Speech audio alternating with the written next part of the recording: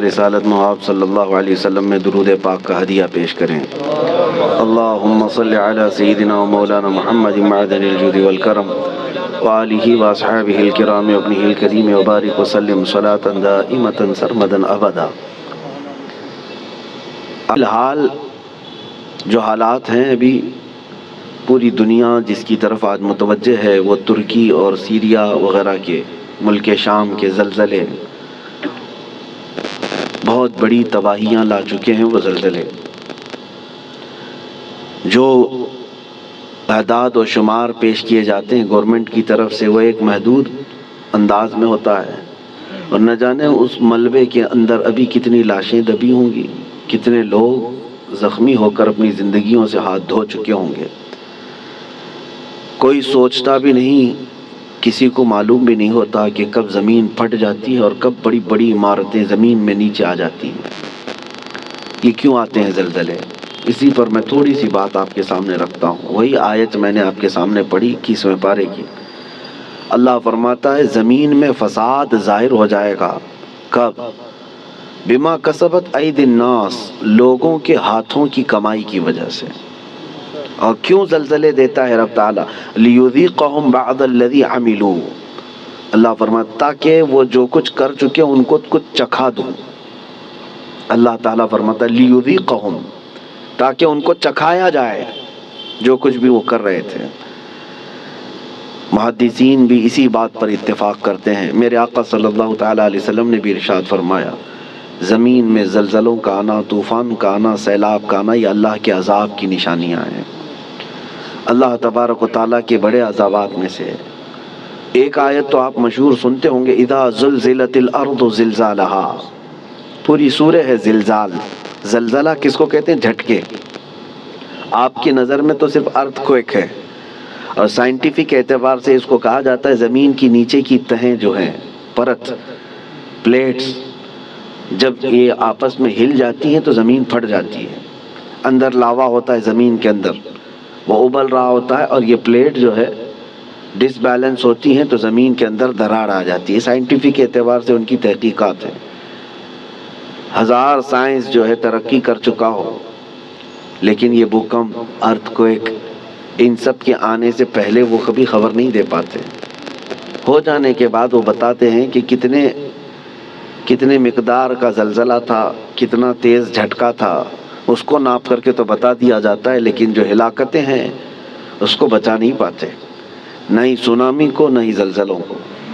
قرآن میں جس زلزلے کا ذکر ہے اذا زلزلت الارض زلزالہا، یہ آیت سن کر کے ہمارے امام اعظم ابو حنیفہ رحمۃ اللہ علیہ مغرب کی نماز سے لے کر کے جو روتے رہے تو رات گزر چکی تھی، پوری رات ان کی داڑھی سے آنسوؤں کے قطرے ٹپکتے تھے، مصلی بھیگ جاتا تھا اس ایک آیت کو سننے کے بعد کہ اللہ کیا فرماتا ہے اس میں، جب زمین ہلا دی جائے گی، اذا زلزلت الارض زلزالہا واخرجت الارض اثقالہا، اور زمین اپنے اندر بوجھل چیزوں کو باہر نکال دے گی، سب نکل جائے گا۔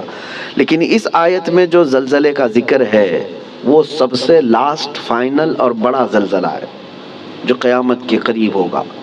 اس وقت پوری دنیا کی زمین ہلا دی جائے گی، وہ ایک علاقے کی نہیں ہے، ایک ملک کی یا ایک خطے کی نہیں۔ اس سے پہلے مفسرین فرماتے ہیں کہ قیامت آنے سے پہلے بہت زلزلے آئیں گے۔ اب حدیث رسول میں آپ کو سناتا ہوں، امام بخاری رضی اللہ تعالیٰ عنہ نے اس حدیث کو اپنی بخاری شریف میں نقل فرمایا۔ اللہ کے حبیب صلی اللہ تعالیٰ علیہ وسلم نے ارشاد فرمایا جب امانتیں ضائع ہونے لگ جائیں، زنا عام ہو جائے اور گانے بازی کی کثرت ہونے لگ جائے، حضور پاک صلی اللہ علیہ وسلم فرماتے ہیں زمین میں زلزلوں کی کثرت ہوگی، ہر جگہ زلزلے آنے شروع ہو جائیں گے اور قیامت قریب ہوگی، ایک زمانہ دوسرے زمانے سے نہایت قریب ہو جائے گا۔ اور حدیث پاک بخاری شریف کی حدیث ہے، میرے آقا فرماتے ہیں مال کی فراوانی اتنی ہوگی، مال اتنا ہوگا جیسے لگتا ہوگا کہ ہر جگہ سے ابل رہا ہے مال، ہر ایک کے پاس مال آئے گا، مال آئے گا، غریب کوئی نہیں رہتے۔ آج کے حالات میں بھی دیکھیں آپ، غربت و افلاس بہت کم ہو چکی ہے۔ آج کے زمانے کا غریب وہ ہے جو پچھلے زمانے کا امیر تھا۔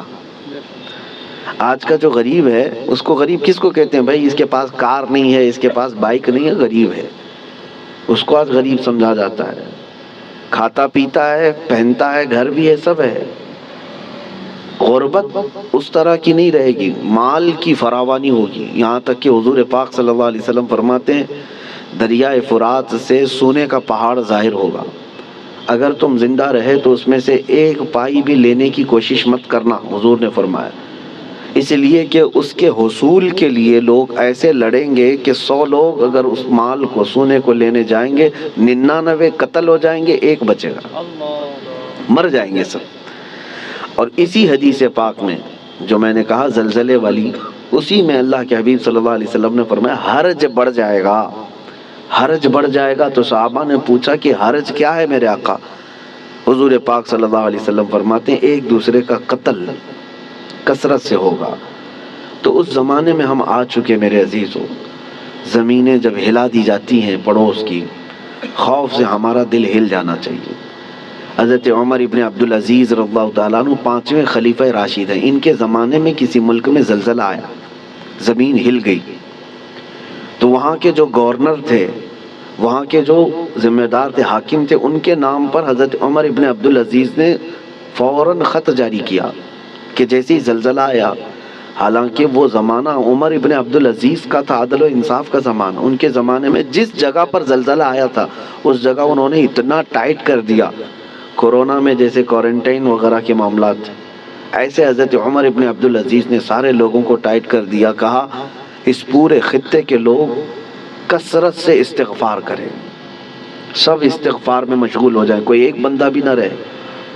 اور پھر وہاں کے حاکموں کو اور وہاں کے جو گورنر تھے ان کو خط لکھا کہ جتنا تمہارے پاس ہے سب کا سب صدقہ کر دو، خیرات کر دو، الصدقۃ تطفئ البلایا، میرے آقا صلی اللہ علیہ وسلم نے فرمایا صدقہ بلاؤں کو ٹال لیتا ہے، تمہارے پاس جو ہے وہ صدقہ کر دو، اس لیے کہ اللہ کا غضب تمہارے ہاں آیا ہے، اللہ کا عذاب تمہارے شہر میں آیا ہے، زلزلہ آیا ہے۔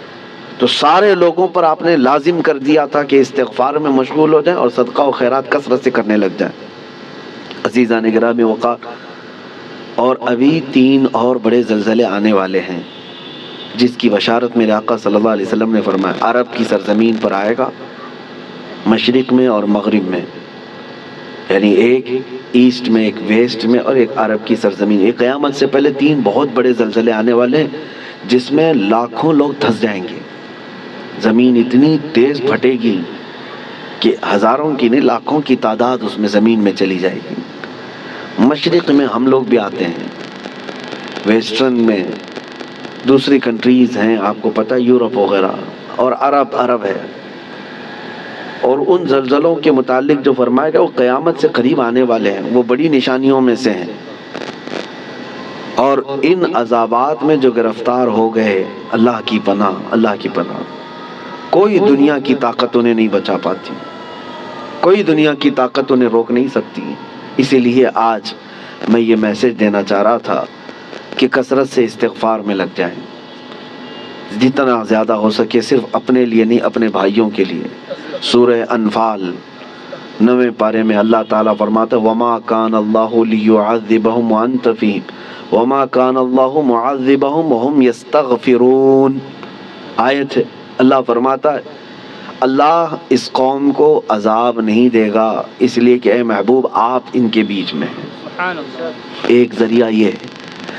دوسری بات اللہ تعالیٰ قرآن میں فرماتا ہے وَمَا كَانَ اللَّهُ مُعَذِّبَهُمْ وَهُمْ يَسْتَغْفِرُونَ، اور اللہ ان کو اس وقت تک عذاب نہیں دے گا جب تک یہ استغفار کرتے رہیں گے، جب تک یہ استغفار کرتے رہیں گے۔ استغفار کیا ہے؟ استغفر اللہ ربی من کل ذنب واتوب الیہ، استغفر اللہ ربی من کل ذنب واتوب الیہ، استغفر اللہ ربی من کل ذنب واتوب الیہ۔ میرے عزیزو، کثرت سے استغفار کرو۔